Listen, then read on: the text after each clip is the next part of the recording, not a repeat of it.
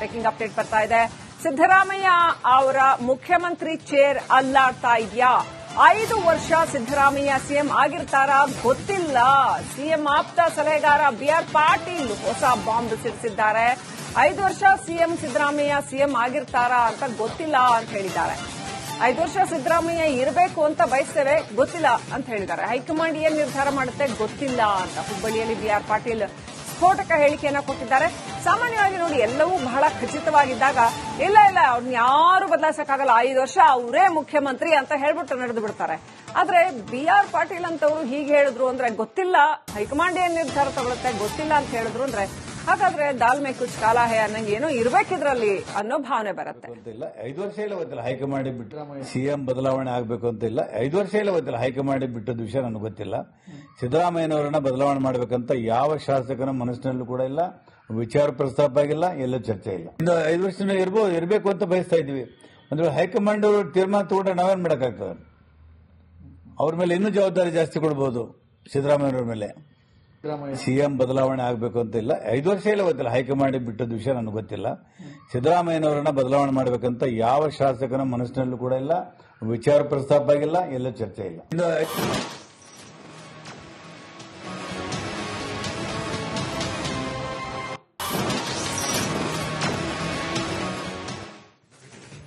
ಗೆಲ್ಲೋ ಕುದುರೆಯಾಗಿರೋ ಕಾಂಗ್ರೆಸ್ ಮೇಲೆ ಸವಾರಿ ಮಾಡೋದು ಯಾರು ಅನ್ನೋ ಚರ್ಚೆ ಜೋರಾಗಿದೆ.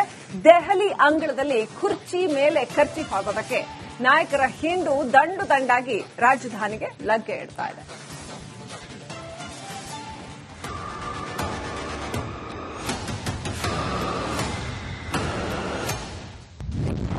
ಕೆಪಿಸಿಸಿ ಕುರ್ಚಿಯಲ್ಲಿ ಡಿಕೆ ಸಹೋದರ, ದೆಹಲಿಯಲ್ಲಿ ಹೈಕಮಾಂಡ್ ಲೆಕ್ಕಾಚಾರ.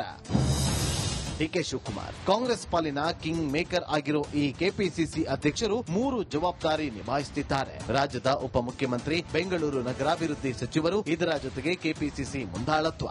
ರಾಜ್ಯ ಕಾಂಗ್ರೆಸ್ನ ರಾಜನಾಗಿರುವ ಶಿವಕುಮಾರ್ ಅವಧಿ ಇನ್ನೇನು ಮುಗಿಯೋಕೆ ಬಂದಿದೆ. ಪಕ್ಷದ ಮೇಲಿನ ತಮ್ಮ ಹಿಡಿತ ಕೈ ತಪ್ಪದಂತೆ ನೋಡಿಕೊಳ್ಳಲು ಡಿಕೆಶಿ ತಮ್ಮದೇ ಆಪ್ತರಿಗೆ ಪಟ್ಟ ಕಟ್ಟಲು ಪ್ಲಾನ್ ಮಾಡ್ತಿದ್ದಾರೆ. ಲೋಕಸಭಾ ಚುನಾವಣೆಯಲ್ಲಿ ಸೋತು ಖಾಲಿ ಕೈಯಲ್ಲಿ ಕುಳಿತಿರುವ ಸಹೋದರ ಡಿಕೆ ಸುರೇಶ್ರನ್ನ ಕೆಪಿಸಿಸಿ ಕುರ್ಚಿ ಕೊಡಿಸೋದಕ್ಕೆ ಡಿಕೆಶಿ ಪಣ ತೊಟ್ಟಿದ್ದಾರೆ. ಇನ್ನೊಂದು ಕಡೆ ತಮ್ಮ ಆಪ್ತರನ್ನ ಕಾಂಗ್ರೆಸ್ ರಾಜ್ಯಾಧ್ಯಕ್ಷರನ್ನಾಗಿ ಮಾಡಿ ತಮ್ಮ ಪ್ರಾಬಲ್ಯ ಹೆಚ್ಚಿಸಿಕೊಳ್ಳಲು ಸಿದ್ದರಾಮಯ್ಯ ಯೋಚನೆ ಮಾಡ್ತಿದ್ದಾರೆ. ಅದೇ ಧಾಟಿಯಲ್ಲಿ ಈಗಾಗಲೇ ಸಿದ್ದು ಆಪ್ತರು ದಾಳ ಉರುಳಿಸುತ್ತಿದ್ದಾರೆ. ಜಾತಿ ಲೆಕ್ಕಾಚಾರದಲ್ಲಿ ಸತೀಶ್ ಜಾರಕಿಹೊಳಿ ಇಲ್ಲವೇ ಸಚಿವ ಎಂಬಿ ಪಾಟೀಲ್ಗೆ ಅಧಿಕಾರ ಕೊಡಿಸಲು ಸ್ಕೆಚ್ ಹಾಕಿದ್ದಾರೆ. ಸಿದ್ದು ಮತ್ತು ಡಿಕೆಶಿ ಬಣದಲ್ಲಿ ಯಾರಿಗೆ ಹೈಕಮಾಂಡ್ ಮಣೆ ಹಾಕುತ್ತೆ ಅನ್ನೋದು ಈಗ ಕುತೂಹಲ ಕೆರಳಿಸಿದೆ. Bureau report, republic Kannada. ಹಾಗಾದ್ರೆ ಸಹೋದರನಿಗೆ ಸೀಟ್ ಕೊಡಿಸೋದಕ್ಕೆ ಸಜ್ಜಾಗಿದ್ದಾರಾ ಡಿಕೆ ಶಿವಕುಮಾರ್? ಕಾಂಗ್ರೆಸ್ನಲ್ಲಿ ತಮ್ಮದೇ ಹಿಡಿತವನ್ನ ಕಾಯ್ದುಕೊಳ್ಳುವಂತಹ ಪ್ಲಾನ್ ಇದರ ಹಿಂದಿದೆಯಾ? ಸಿದ್ದರಾಮಯ್ಯ ಆಪ್ತರಿಗೆ ಕುರ್ಚಿ ಬಿಟ್ಕೊಟ್ಬಿಟ್ರೆ ಆಮೇಲೆ ಎಲ್ಲ ಲೆಕ್ಕಾಚಾರಗಳು ತಲೆ ಕೆಳಗಾಗತ್ತೆ ಅನ್ನುವಂತಹ ಒಂದು ಸ್ಕೆಚ್ ಹಾಕಲಾಗಿದೆಯಾ? ಯಾಕಂತಂದ್ರೆ ಅನೇಕ ನಿರ್ಣಾಯಕ ನಿರ್ಧಾರಗಳನ್ನ ಕೆಪಿಸಿಸಿ ಅಧ್ಯಕ್ಷರು ಕೈಗೊಳ್ತಾರೆ. ಅದು ಚುನಾವಣೆಗಳಲ್ಲಿ ಸೀಟ್ ಕೊಡೋದ್ರಿಂದ ಹಿಡಿದು ಪ್ರಮುಖ ಹುದ್ದೆಗಳಲ್ಲಿ ಯಾರ್ಯಾರಿರಬೇಕು ಅನ್ನೋದ್ರಿಂದ ಹಿಡಿದು ಅನೇಕ ಪ್ರಮುಖ ನಿರ್ಧಾರಗಳನ್ನು ಕೈಗೊಳ್ತಾರೆ. ಹಾಗಾಗಿ ಲೋಕಸಭಾ ಚುನಾವಣೆಯಲ್ಲಿ ಸೋತಿರೋ ಡಿಕೆ ಸುರೇಶ್ ಈಗ ಖಾಲಿ ಕೂತಿದ್ದಾರೆ. ಅವರಿಗೆ ಈ ಸ್ಥಾನ ಕೊಡಿ ಅನ್ನುವಂಥದ್ದನ್ನ ಕೇಳ್ತಾರಾ? ಸಹೋದರನಿಗೆ ಸ್ಥಾನಮಾನ ಕೊಡಿಸೋದೇ ಮುಖ್ಯ ಗುರಿಯಾಗಿದೆಯಾ? ಸೋ ದಟ್ ಕೆಪಿಸಿಸಿ ಅಧ್ಯಕ್ಷ ಹುದ್ದೆ ತಮ್ಮ ಪಾಳ್ಯದಲ್ಲೇ ಉಳಿಯುತ್ತೆ, ಕಾಂಗ್ರೆಸ್ ಮೇಲಿನ ಕಂಟ್ರೋಲ್ ಕೂಡ ತಮ್ಮ ಪಾಳ್ಯದಲ್ಲೇ ಉಳಿಯುತ್ತೆ ಅನ್ನುವಂಥ ಒಂದು ಪ್ಲಾನ್ ಇದೆಯಾ? ತಮ್ಮನಿಗೆ ಕುರ್ಚಿ ಕೊಡಿಸೋದ್ರ ಮೂಲಕ ಹಿಡಿತ ಸಾಧಿಸೋದು ಡಿಕೆಶಿ ಗುರಿನ? ಡಿಕೆ ಸುರೇಶ್ಗೆ ಕುರ್ಚಿ ಕೊಟ್ರೆ ಡಿಸಿಎಂ ಡಿಕೆಶಿ ಶಕ್ತಿ ಇಮ್ಮಡಿ ಆಗತ್ತೆ. ಆದ್ರೆ ಡಿಕೆ ಬಣದಿಂದ ಕುರ್ಚಿ ಕಿತ್ಕೊಳ್ಳೋಕೆ ಸಿದ್ದು ಬಣ ಸಂಚು ಮಾಡ್ತಾ ಇದೆ ಅಂತ ಹೇಳಲಾಗ್ತದೆ. ಆಲ್ರೆಡಿ ಕೆಎನ್ ರಾಜಣ್ಣ ಕೇಳಿದ್ದಾರೆ, ನಾನು ಕೂಡ ಕೆಪಿಸಿಸಿ ಅಧ್ಯಕ್ಷ ಆಗಬಹುದು ಅಂತ. ಹಾಗೆ ಇನ್ನು ಅನೇಕರು ತಮ್ಮ ಆಕಾಂಕ್ಷೆಯನ್ನ ವ್ಯಕ್ತಪಡಿಸ್ತಾ ಇದ್ದಾರೆ. ಹೈಕಮಾಂಡ್ ಏನ್ ಮಾಡುತ್ತೆ ಕಾದು ನೋಡಬೇಕಾಗಿದೆ.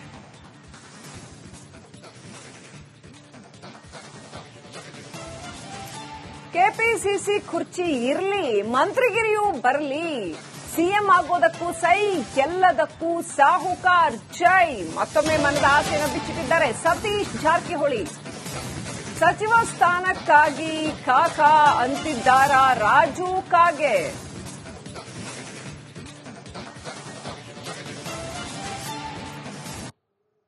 ಅಧ್ಯಕ್ಷ ಆಗಲಿಕ್ಕೆ ಆಸೆ ಇದೆ, ಮಂತ್ರಿ ಆಗಲಿಕ್ಕೆ ಆಸೆ ಇದ್ದೇ ಇದ್ದಾರೆ. ಆದರೆ ಅಂತಿಮವಾಗಿ ಪಕ್ಷ ನಿರ್ಧಾರ ಮಾಡಬೇಕು. ಪಕ್ಷದ ತೀರ್ಮಾನವೇ ಅಂತಿಮ. ಹಿಂದಕ್ಕೆ ಸಿಎಂ ಭತ್ತ ಕೂಡ ಬಹಳಷ್ಟು ಓಡಾಡಿತು, ಈಗ ಅಧ್ಯಕ್ಷ ಅಂತ ಓಡಾಡ್ತಾ ಇದೆ. ಅದು ನಮ್ಮ ಉತ್ಸಾಹ ಅಷ್ಟೇ. ಅದು ಅಂತಿಮವಾಗಿ ಪಕ್ಷ ತೀರ್ಮಾನ ಮಾಡಬೇಕಾಯ್ತು, ಯಾರಿಗೆ ಮಾಡಬೇಕು ಯಾರಿಗೆ ಮಾಡಬಾರ್ದು ಅಂತ. ಸೊ ನಾವೆಲ್ಲ ಕಾದು ನೋಡ್ಬೇಕಷ್ಟೇ. ಸರ್, ನೀವೇನಾದ್ರೂ ಹೈಕಮಾಂಡ್ ಇಲ್ಲ, ನಾವೇನು ಯಾರಿಗೆ ಒತ್ತಡ ಮಾಡ್ತಾ ಇಲ್ಲ ಅಥವಾ ನಮಗೆ ಆಶೆನೂ ಇಲ್ಲ. ನನಗೆ ಮಾಹಿತಿ ಇಲ್ಲ. ನಾನು ಆಕಾಂಕ್ಷಿ ಇದ್ದೀನಿ. ನನಗೂ ಕೊಟ್ಟರು ಯಾವ ಖಾತೆ ಕೊಟ್ಟರು ಸೂಕ್ತವಾಗಿ ನಿಭಾಯಿಸ್ತೀನಿ ಅನ್ನುವಂಥ ಶಕ್ತಿ ನನ್ನಲ್ಲಿದೆ. ಅದಕ್ಕೆ ನನಗೂ ಕೊಟ್ಟರು ನಿಭಾಯಿಸ್ತೀನಿ. ಆದ್ರೆ ನನಗೆ ಏನ್ ತಪ್ಪೇನಿದೆ ಕೊಡ್ಬೇಕಿಲ್ಲ. ಅವರು ಸೀನಿಯರ್ ಇದಾರು, ಮಾಜಿ ಉಪಮುಖ್ಯಮಂತ್ರಿಗಳಿದಾರು, ಅವರಿಗೂ ಕೊಟ್ಟರು ನಾನು ಸಂತೋಷ. ಬ್ರೇಕಿಂಗ್ ಅಪ್ಡೇಟ್ ಬರ್ತಾ ಇದೆ. ಸಿದ್ದರಾಮಯ್ಯ ಅವರ ಮುಖ್ಯಮಂತ್ರಿ ಚೇರ್ ಅಲ್ಲಾಡ್ತಾ ಇದೆಯಾ? 5 ವರ್ಷ ಸಿದ್ದರಾಮಯ್ಯ ಸಿಎಂ ಆಗಿರ್ತಾರಾ ಗೊತ್ತಿಲ್ಲ. ಸಿಎಂ ಆಪ್ತ ಸಲಹೆಗಾರ ಬಿಆರ್ ಪಾಟೀಲ್ ಹೊಸ ಬಾಂಬ್ ಸಿಡಿಸಿದ್ದಾರೆ. 5 ವರ್ಷ ಸಿಎಂ ಸಿದ್ದರಾಮಯ್ಯ ಸಿಎಂ ಆಗಿರ್ತಾರಾ ಅಂತ ಗೊತ್ತಿಲ್ಲ ಅಂತ ಹೇಳಿದ್ದಾರೆ. 5 ವರ್ಷ ಸಿದ್ದರಾಮಯ್ಯ ಇರಬೇಕು ಅಂತ ಬಯಸ್ತೇವೆ, ಗೊತ್ತಿಲ್ಲ ಅಂತ ಹೇಳಿದ್ದಾರೆ. ಹೈಕಮಾಂಡ್ ಏನ್ ನಿರ್ಧಾರ ಮಾಡುತ್ತೆ ಗೊತ್ತಿಲ್ಲ ಅಂತ ಹುಬ್ಬಳ್ಳಿಯಲ್ಲಿ ಬಿಆರ್ ಪಾಟೀಲ್ ಸ್ಫೋಟಕ ಹೇಳಿಕೆಯನ್ನ ಕೊಟ್ಟಿದ್ದಾರೆ. ಸಾಮಾನ್ಯವಾಗಿ ನೋಡಿ, ಎಲ್ಲವೂ ಬಹಳ ಖಚಿತವಾಗಿದ್ದಾಗ ಇಲ್ಲ ಅವ್ರನ್ನ ಯಾರು ಬದಲಾಯಿಸಕ್ಕಾಗಲ್ಲ, 5 ವರ್ಷ ಅವರೇ ಮುಖ್ಯಮಂತ್ರಿ ಅಂತ ಹೇಳ್ಬಿಟ್ಟು ನಡೆದು ಬಿಡ್ತಾರೆ. ಆದ್ರೆ ಬಿಆರ್ ಪಾಟೀಲ್ ಅಂತವರು ಹೀಗೆ ಹೇಳಿದ್ರು ಅಂದ್ರೆ ಗೊತ್ತಿಲ್ಲ, ಹೈಕಮಾಂಡ್ ಏನ್ ನಿರ್ಧಾರ ತಗೊಳುತ್ತೆ ಗೊತ್ತಿಲ್ಲ ಅಂತ ಹೇಳಿದ್ರು ಅಂದ್ರೆ ಹಾಗಾದ್ರೆ ದಾಲ್ ಮೇ ಕುಚ್ ಕಾಲಾ ಹೇ ಅನ್ನಂಗೆ ಏನೋ ಇರ್ಬೇಕಿದ್ರಲ್ಲಿ ಅನ್ನೋ ಭಾವನೆ ಬರುತ್ತೆ. 5 ವರ್ಷ ಇಲ್ಲ ಗೊತ್ತಿಲ್ಲ ಹೈಕಮಾಂಡ್ ಬಿಟ್ಟರೆ ಸಿಎಂ ಬದಲಾವಣೆ ಆಗಬೇಕು ಅಂತ ಇಲ್ಲ. 5 ವರ್ಷ ಇಲ್ಲ ಗೊತ್ತಿಲ್ಲ ಹೈಕಮಾಂಡ್ ಬಿಟ್ಟದ ವಿಷಯ ನನಗೆ ಗೊತ್ತಿಲ್ಲ. ಸಿದ್ದರಾಮಯ್ಯನವರನ್ನ ಬದಲಾವಣೆ ಮಾಡಬೇಕಂತ ಯಾವ ಶಾಸಕನ ಮನಸ್ಸಿನಲ್ಲೂ ಕೂಡ ಇಲ್ಲ, ವಿಚಾರ ಪ್ರಸ್ತಾಪ ಆಗಿಲ್ಲ, ಎಲ್ಲೂ ಚರ್ಚೆ ಇಲ್ಲ. ಇನ್ನು 5 ವರ್ಷ ಇರಬೇಕು ಅಂತ ಬಯಸ್ತಾ ಇದ್ವಿ. ಅಂದ್ರೆ ಹೈಕಮಾಂಡ್ ತೀರ್ಮಾನ ತಗೊಂಡ್ರೆ ನಾವೇನ್ ಮಾಡಕ್ಕಾಗ್ತದೆ? ಅವ್ರ ಮೇಲೆ ಇನ್ನೂ ಜವಾಬ್ದಾರಿ ಜಾಸ್ತಿ ಕೊಡಬಹುದು ಸಿದ್ದರಾಮಯ್ಯನವ್ರ ಮೇಲೆ. ಸಿಎಂ ಬದಲಾವಣೆ ಆಗಬೇಕು ಅಂತ ಇಲ್ಲ. 5 ವರ್ಷ ಇಲ್ಲ ಗೊತ್ತಿಲ್ಲ ಹೈಕಮಾಂಡ್ ಬಿಟ್ಟದ ವಿಷಯ ನನಗೆ ಗೊತ್ತಿಲ್ಲ. ಸಿದ್ದರಾಮಯ್ಯನವರನ್ನ ಬದಲಾವಣೆ ಮಾಡಬೇಕಂತ ಯಾವ ಶಾಸಕನ ಮನಸ್ಸಿನಲ್ಲೂ ಕೂಡ ಇಲ್ಲ, ವಿಚಾರ ಪ್ರಸ್ತಾಪ ಆಗಿಲ್ಲ, ಎಲ್ಲೂ ಚರ್ಚೆ ಇಲ್ಲ. ಇನ್ನು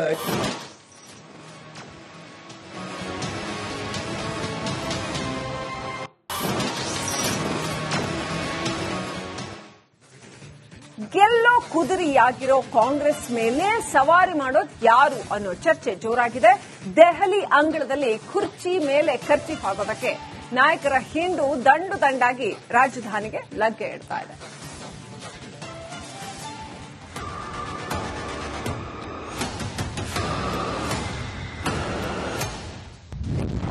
ಕೆಪಿಸಿಸಿ ಕುರ್ಚಿಯಲ್ಲಿ ಡಿಕೆ ಸಹೋದರ, ದೆಹಲಿಯಲ್ಲಿ ಹೈಕಮಾಂಡ್ ಲೆಕ್ಕಾಚಾರ. ಡಿಕೆ ಶಿವಕುಮಾರ್ ಕಾಂಗ್ರೆಸ್ ಪಾಲಿನ ಕಿಂಗ್ ಮೇಕರ್ ಆಗಿರೋ ಈ ಕೆಪಿಸಿಸಿ ಅಧ್ಯಕ್ಷರು 3 ಜವಾಬ್ದಾರಿ ನಿಭಾಯಿಸುತ್ತಿದ್ದಾರೆ. ರಾಜ್ಯದ ಉಪಮುಖ್ಯಮಂತ್ರಿ, ಬೆಂಗಳೂರು ನಗರಾಭಿವೃದ್ಧಿ ಸಚಿವರು, ಇದರ ಜೊತೆಗೆ ಕೆಪಿಸಿಸಿ ಮುಂದಾಳತ್ವ. ರಾಜ್ಯ ಕಾಂಗ್ರೆಸ್ನ ರಾಜನಾಗಿರುವ ಶಿವಕುಮಾರ್ ಅವಧಿ ಇನ್ನೇನು ಮುಗಿಯೋಕೆ ಬಂದಿದೆ. ಪಕ್ಷದ ಮೇಲಿನ ತಮ್ಮ ಹಿಡಿತ ಕೈ ತಪ್ಪದಂತೆ ನೋಡಿಕೊಳ್ಳಲು ಡಿಕೆಶಿ ತಮ್ಮದೇ ಆಪ್ತರಿಗೆ ಪಟ್ಟ ಕಟ್ಟಲು ಪ್ಲಾನ್ ಮಾಡ್ತಿದ್ದಾರೆ. ಲೋಕಸಭಾ ಚುನಾವಣೆಯಲ್ಲಿ ಸೋತು ಖಾಲಿ ಕೈಯಲ್ಲಿ ಕುಳಿತಿರುವ ಸಹೋದರ ಡಿಕೆ ಸುರೇಶ್ರನ್ನ ಕೆಪಿಸಿಸಿ ಕುರ್ಚಿ ಕೊಡಿಸೋದಕ್ಕೆ ಡಿಕೆಶಿ ಪಣ ತೊಟ್ಟಿದ್ದಾರೆ. ಇನ್ನೊಂದು ಕಡೆ ತಮ್ಮ ಆಪ್ತರನ್ನ ಕಾಂಗ್ರೆಸ್ ರಾಜ್ಯಾಧ್ಯಕ್ಷರನ್ನಾಗಿ ಮಾಡಿ ತಮ್ಮ ಪ್ರಾಬಲ್ಯ ಹೆಚ್ಚಿಸಿಕೊಳ್ಳಲು ಸಿದ್ದರಾಮಯ್ಯ ಯೋಚನೆ ಮಾಡ್ತಿದ್ದಾರೆ. ಅದೇ ಧಾಟಿಯಲ್ಲಿ ಈಗಾಗಲೇ ಸಿದ್ದು ಆಪ್ತರು ದಾಳ ಉರುಳಿಸುತ್ತಿದ್ದಾರೆ. ಜಾತಿ ಲೆಕ್ಕಾಚಾರದಲ್ಲಿ ಸತೀಶ್ ಜಾರಕಿಹೊಳಿ ಇಲ್ಲವೇ ಸಚಿವ ಎಂಬಿ ಪಾಟೀಲ್ಗೆ ಅಧಿಕಾರ ಕೊಡಿಸಲು ಸ್ಕೆಚ್ ಹಾಕಿದ್ದಾರೆ. ಸಿದ್ದು ಮತ್ತು ಡಿಕೆಶಿ ಬಣದಲ್ಲಿ ಯಾರಿಗೆ ಹೈಕಮಾಂಡ್ ಮಣೆ ಹಾಕುತ್ತೆ ಅನ್ನೋದು ಈಗ ಕುತೂಹಲ ಕೆರಳಿಸಿದೆ. Bureau report, republic Kannada. ಹಾಗಾದ್ರೆ ಸಹೋದರನಿಗೆ ಸೀಟ್ ಕೊಡಿಸೋದಕ್ಕೆ ಸಜ್ಜಾಗಿದ್ದಾರಾ ಡಿಕೆ ಶಿವಕುಮಾರ್? ಕಾಂಗ್ರೆಸ್ನಲ್ಲಿ ತಮ್ಮದೇ ಹಿಡಿತವನ್ನ ಕಾಯ್ದುಕೊಳ್ಳುವಂತಹ ಪ್ಲಾನ್ ಇದರ ಹಿಂದಿದೆಯಾ? ಸಿದ್ದರಾಮಯ್ಯ ಆಪ್ತರಿಗೆ ಕುರ್ಚಿ ಬಿಟ್ಕೊಟ್ಬಿಟ್ರೆ ಆಮೇಲೆ ಎಲ್ಲ ಲೆಕ್ಕಾಚಾರಗಳು ತಲೆ ಕೆಳಗಾಗತ್ತೆ ಅನ್ನುವಂತಹ ಒಂದು ಸ್ಕೆಚ್ ಹಾಕಲಾಗಿದೆಯಾ? ಯಾಕಂತಂದ್ರೆ ಅನೇಕ ನಿರ್ಣಾಯಕ ನಿರ್ಧಾರಗಳನ್ನ ಕೆಪಿಸಿಸಿ ಅಧ್ಯಕ್ಷರು ಕೈಗೊಳ್ತಾರೆ. ಅದು ಚುನಾವಣೆಗಳಲ್ಲಿ ಸೀಟ್ ಕೊಡೋದ್ರಿಂದ ಹಿಡಿದು ಪ್ರಮುಖ ಹುದ್ದೆಗಳಲ್ಲಿ ಯಾರ್ಯಾರಿರಬೇಕು ಅನ್ನೋದ್ರಿಂದ ಹಿಡಿದು ಅನೇಕ ಪ್ರಮುಖ ನಿರ್ಧಾರಗಳನ್ನು ಕೈಗೊಳ್ತಾರೆ. ಹಾಗಾಗಿ ಲೋಕಸಭಾ ಚುನಾವಣೆಯಲ್ಲಿ ಸೋತಿರೋ ಡಿಕೆ ಸುರೇಶ್ ಈಗ ಖಾಲಿ ಕೂತಿದ್ದಾರೆ. ಅವರಿಗೆ ಈ ಸ್ಥಾನ ಕೊಡಿ ಅನ್ನುವಂಥದ್ದನ್ನ ಕೇಳ್ತಾರಾ? ಸಹೋದರನಿಗೆ ಸ್ಥಾನಮಾನ ಕೊಡಿಸೋದೇ ಮುಖ್ಯ ಗುರಿಯಾಗಿದೆಯಾ? ಸೋ ದಟ್ ಕೆಪಿಸಿಸಿ ಅಧ್ಯಕ್ಷ ಹುದ್ದೆ ತಮ್ಮ ಪಾಳ್ಯದಲ್ಲೇ ಉಳಿಯುತ್ತೆ, ಕಾಂಗ್ರೆಸ್ ಮೇಲಿನ ಕಂಟ್ರೋಲ್ ಕೂಡ ತಮ್ಮ ಪಾಳ್ಯದಲ್ಲೇ ಉಳಿಯುತ್ತೆ ಅನ್ನುವಂಥ ಒಂದು ಪ್ಲಾನ್ ಇದೆಯಾ? ತಮ್ಮನಿಗೆ ಕುರ್ಚಿ ಕೊಡಿಸೋದ್ರ ಮೂಲಕ ಹಿಡಿತ ಸಾಧಿಸೋದು ಡಿಕೆಶಿ ಗುರಿನ? ಡಿಕೆ ಸುರೇಶ್ಗೆ ಕುರ್ಚಿ ಕೊಟ್ರೆ ಡಿಸಿಎಂ ಡಿಕೆಶಿ ಶಕ್ತಿ ಇಮ್ಮಡಿ ಆಗತ್ತೆ. ಆದ್ರೆ ಡಿಕೆ ಬಣದಿಂದ ಕುರ್ಚಿ ಕಿತ್ಕೊಳ್ಳೋಕೆ ಸಿದ್ದು ಬಣ ಸಂಚು ಮಾಡ್ತಾ ಇದೆ ಅಂತ ಹೇಳಲಾಗ್ತದೆ. ಆಲ್ರೆಡಿ ಕೆಎನ್ ರಾಜಣ್ಣ ಕೇಳಿದ್ದಾರೆ, ನಾನು ಕೂಡ ಕೆಪಿಸಿಸಿ ಅಧ್ಯಕ್ಷ ಆಗ್ಬಹುದು ಅಂತ. ಹಾಗೆ ಇನ್ನು ಅನೇಕರು ತಮ್ಮ ಆಕಾಂಕ್ಷೆಯನ್ನ ವ್ಯಕ್ತಪಡಿಸ್ತಾ ಇದ್ದಾರೆ. ಹೈಕಮಾಂಡ್ ಏನ್ ಮಾಡುತ್ತೆ ಕಾದು ನೋಡಬೇಕಾಗಿದೆ.